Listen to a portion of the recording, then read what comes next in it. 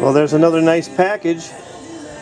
Went to the mail today, and I've been kind of watching for this. As you see, this one's from Denmark. From my good friend Sofus. I think he pronounces his YouTube name Valdensten1309. Probably didn't get that right, but yeah, we've had a little trade going, and I don't know if you saw what I sent to him. If you didn't, check out his channel, and you'll see the points I sent on this trade for this cool box of Danish artifacts. So what I'm going to do is I'm going to zip this open and take a look, and I'll show you what we got here. Oh, and at my Stone Tool show, I was given another really cool thing. This is another fire piston made by Wilderness Solutions. And I'll tell you, you guys, I've got to really check him out, because he's got the nicest fire pistons out there, and he makes them for Survivor Man, and these things, they'll light a spark every time you push that piston in and out of there. I'll have to show more about that sometime. And I also got a few more copper nails, and I got a nice leg pad there, real thick leather, and some more braiding stones here. And in this big box, it's full of display cases. And one of the guys made a really cool point for me. Check this out. It's a humongous mastodon killing Clovis out of mahogany obsidian, and it's nicely fluted, by the way. You know, if you check it out, there's the first flute, and there's a nice wide second flute. So anyway, I'm going to get back once I open this box, and I'll show you what Sofus has sent to me. We'll check it out together. Wow, this is amazing stuff. He included a note here, and that thumbs up is from me to you, Sofus. I'm telling you, this is some great stuff you sent here. He said thank you, and he said it's some stuff that he's made and some stuff his ancestors have made. Check it out. Who wouldn't want a collection like this? Isn't this the most fabulous grouping of Danish new and old artifacts you've ever seen? Let's start right here. I think these are the things that he's made, and he's done a top-notch job on making these things. This is kind of like our beveled end scrapers that we have, and that's superb. So I guess they've made these things all over the world, you know.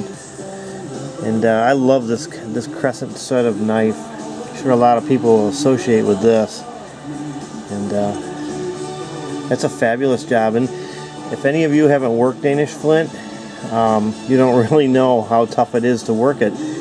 And he's got such an edge on this thing. I think you could use this right now, and that edge will be there thousands of years from now. And then, what a nice axe. Beautiful percussion axe. You're a lucky man, Sofus, to have this kind of rock in your area. This is some high-grade, beautiful material. Look at this. Great, great work. Thank you so much. Then we're going to go over here to the old stuff. Now, I believe that this is some sort of a core. Looks like it's a little weather-worn, but it looks to me like blades have been struck off this, little prismatic-type blades. See where it's was worked off the top, and that's a neat artifact. I love blade cores, and that technology also has existed. Here's the old original outside cortex, and then you can see where the blades have been removed. So that thrills me to death. And here's a squared section axe that's been indirect percussion. Look at the work that's done on this. This is just the back end or the butt section.